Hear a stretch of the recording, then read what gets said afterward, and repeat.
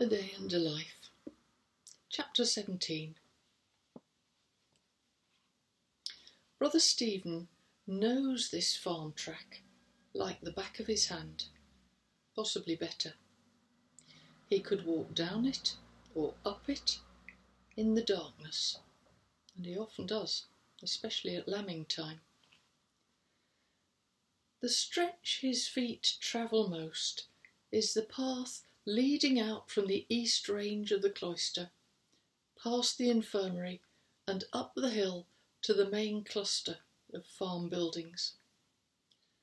But the track wends beyond that, rising toward the moor and the extensive grazing grounds of the abbey sheep. Just now, the cows are high in the top pasture. Wet summers have cursed the grain harvest most of this century, and plagues thrive in the lingering damp. But at least the grass and meadow flowers grow lush in the watered hills. Now the grain is safely in, Stephen has stopped anxiously scanning the sky for clouds sailing across the valley with their cargo of rain, sensing the air for the telltale clamminess of arriving downpours. It's better, of course, if they can get it all threshed, winnowed, sieved and bagged away, while these dry winds hold good. But it's not the end of the world if the weather breaks now. In fact, some showers will bless the apple orchards, plump out the forming fruit of the late ripening varieties. The cows stand in a cluster, waiting for him. They don't have many, you could hardly call it a herd, just the 8 milkers for their own use, and whatever calves are running alongside their mothers. They concentrate on sheep. It's what the land suited to, and the monastic life. The trading with the world is seasonal with sheep, daily with dairy farming. There's plenty of coming and going through the abbey gates as it is, but they have to make the choices that support a cloistered life, foster the separation from the hurly-burly into holy silence. For that, sheep represent a better choice than cows. But 31 monks, a gaggle of novices and a drift of cottagers and villagers, between them they get through plenty of cheese and butter. In fact, Stephen is mighty glad they had 2 heifer calves born this spring to grow on for enlarging their supply. These last weeks, there have been mornings, and evenings too, when Brother Conradus has stood waiting at the door when he brings down the churns from the milking. Which is unusual. What's the matter? Why are they running short? The yields have been good. Come on then, ladies, on you go. Brother Stephen opens the field gate. Ponderous they come through on their cloven, planting feet, filing in their undeviating order along the track. He props the gate open, ready for their return after milking tomorrow morning, and turns to follow them. Cows slow you down, the peace of their passage through the world. He likes walking behind them to the milking shed, their tails occasionally swishing annoying flies away, likes their strong bodies and unhurried tread. The only skittish beast they'd had was the one Brother Tom picked out to give William, because she'd just come into milk for the first time, had many good years in her, was strong and healthy, and would milk through many a month. He wouldn't have to think of services of a bull for a while. But she had a mind of her own, that cow. Well matched with William, then. Now and then, swinging ahead, blowing, otherwise plodding calmly, the cows pick their way down the track.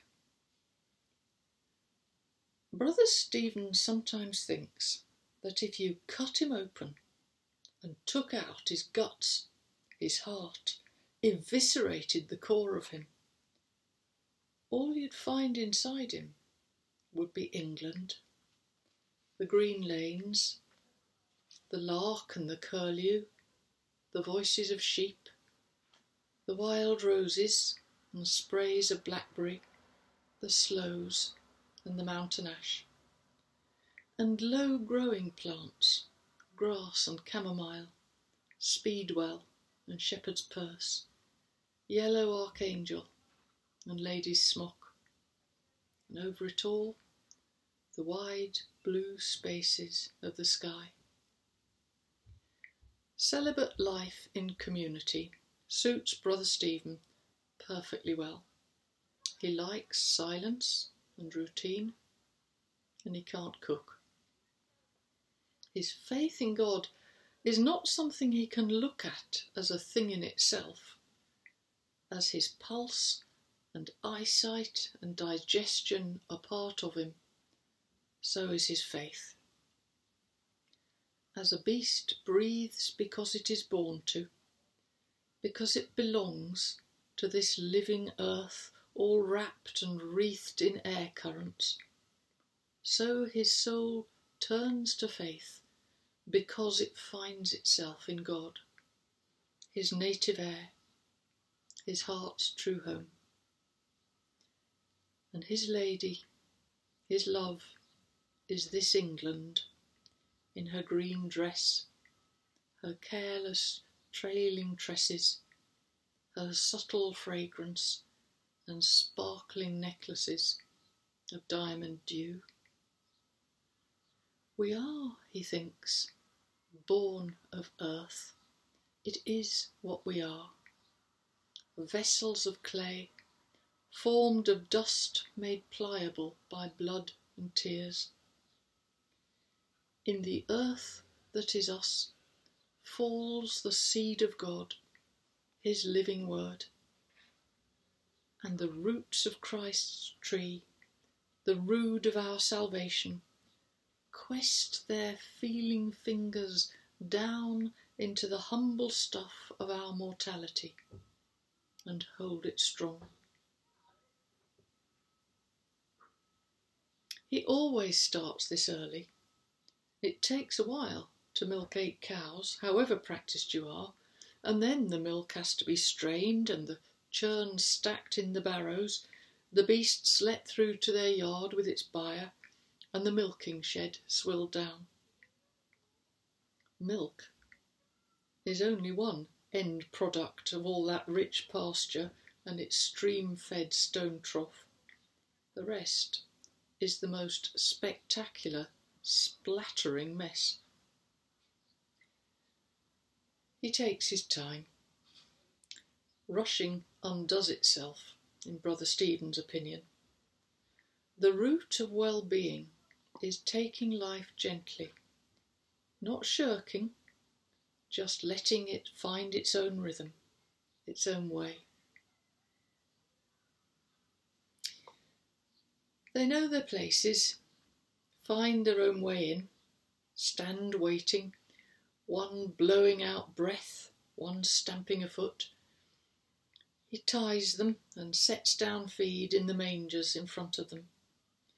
And then he goes from cow to cow, washing them down, milking with practised, methodical hand, the stream of milk squirting hard against the side of the bound wooden pail. By and by, all are done. He unties the loose ropes from the row of forged iron rings fixed to the walls, and the big beasts back from their places, their chosen leader going first. An abbess cow, Stephen supposes, Mother Mary matriarch. Our Lady of the horned and humble house cow, pray for us. He fastens them into the fold yard, leaving them with hay in their nets in the byre. Water springs in all sorts of places up here in the hills, so the water trough looks after itself. As he often does, lugging the milk pail through repeatedly, lifting it to tip into the churns, hefting them up onto the barrow, then filling the pail 3 times from the spring to swill the place clean, Brother Stephen gives thanks to God for his body's strength. Nobody could call him a scholar, and his singing almost makes Father Gilbert cry. His lettering's not worth the waste of ink, and much preaching goes in one ear and out the other. But he does know the husbandry of beasts and the care of the land. He can recognise honey fungus and the first sign of foot rot. He can assess the quality of grain and select good animals for breeding. Weather-wise, he knows when to put in the sickle and when to wait. The fields and the flocks alike thrive under his care. And this is his worship, his service to God.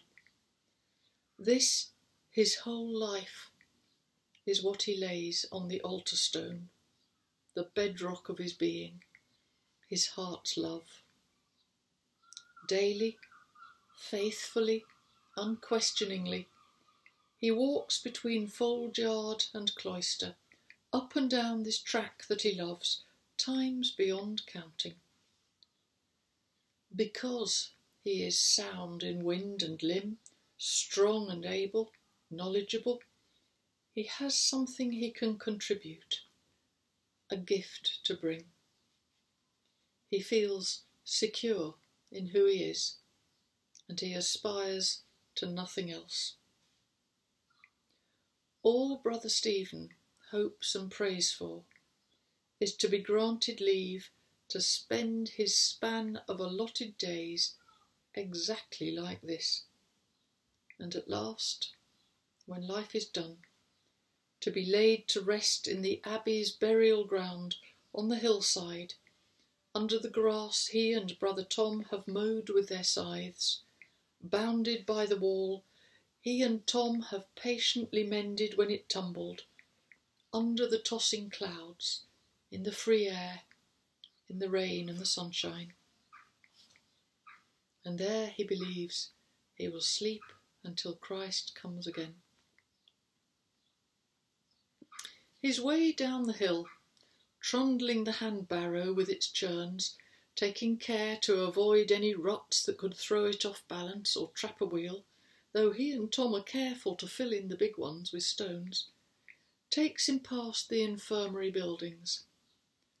Glancing across as he goes by, he sees Brother Michael helping some old man to his feet, someone who's been sitting out in the sunshine these last golden days before the storms come and the year moves down into darkness. Father Gerald, it looks like from here. And Brother Stephen thinks how the curve of a life is not unlike the round of the year. You have your spring, your high summer, and you better make the best of it. If you have no harvest to come, to bring in come Lammas, well, the frosty days and black nights ahead look almighty bleak. What sweetens the winter days is the warmth of a fire from wood you chopped earlier, a hot bowl of gruel or pottage from provender grown in the summer and set by. But then, he thinks, there's more to it than that. For how can you sow a field that isn't ploughed? Where will you build your fire, with no house and no hearth? It's not only what you do yourself alone, it's what men before you built and laid down, how they lived, and it's what we all pull together to do. One man alone is very limited, however skilled and strong. Anyway, where would he get his skills from? Or for that matter, his tools, without those who walk before him and beside him? Life is short, very short, not long enough even to provide for yourself without help. Maybe even you could say, a life is like a day. And then, by heaven, is that not a lottery? All of us have our morning and our noontide before the shadows lengthen and the night comes down. But some of us bask in sunshine, while others have to hunch along through the driving rain. What's with that? Without sun and rain, wind and weathers, no life can be. He's heard there are frozen lands where nothing grows, beyond even where the Vikings came from, who settled in Yorkshire, ploughed it up and sowed the seeds of their language everywhere.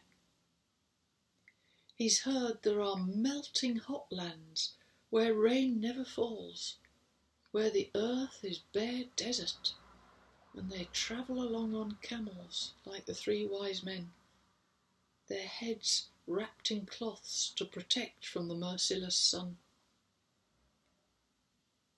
By the mass, he thinks, as he stops his barrow on the flags near the kitchen door, I'm glad I live in England.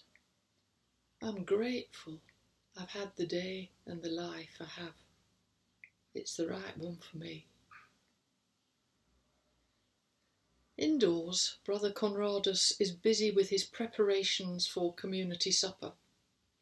So Stephen carries the churns in for him to the kitchen dairy. It's at the back there, on the northeast side of the kitchen building. It has thick walls, small windows and stone shelves, so everything stays cold even on a warm day like this. It's all scrubbed clean in here, as neat and orderly as you could possibly wish. Conradus, thinks Stephen, is an excellent kitchener. He sets the churns of milk in the usual place on the York stone flags of the floor, collects the scoured and rinsed empty ones from the morning left waiting for him by the door, loads them onto the barrow, and sets off on his last trip to the farm before Vespers.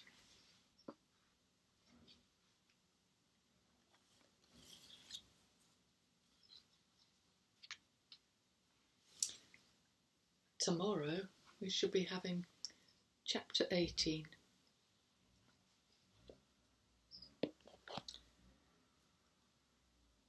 Now I'm wondering, has this been a turbulent time for you? While I'm recording these, although I hope they'll be up long after this time has gone by, we're in lockdown from the pandemic. And that varies for different people. Some of us are lonely, some of us are frightened, some of us are ill, some of us just feel hemmed in.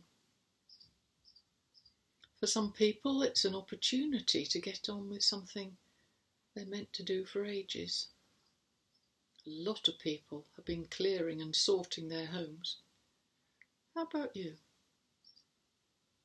If you want to, if you're looking at this video on my blog, you can put in the comments what you've been doing, how you've been spending this time, how you've been finding it, and then I'll know. Let's have a prayer for you, for this day, for this time. Let's bring it to Jesus. Holy Jesus, our times are in your hand. We have responsibilities, we have obligations, we have duties. But our lives belong to you. We're not in control of them. We don't decide. We only respond. And I pray, Lord Jesus, that you will pour steadily into our hearts and souls your peace. Help us to get our priorities right. Help us to remember that quietness and gratitude and kindness are our foremost duties. If there are some jobs we don't get done before nightfall, it doesn't matter. They'll wait until tomorrow. But kindness matters, and quietness, and peace. Help us to hold those in place, and then the rest will go well. We ask it for your sake, so that we may be your good and faithful servants. Amen.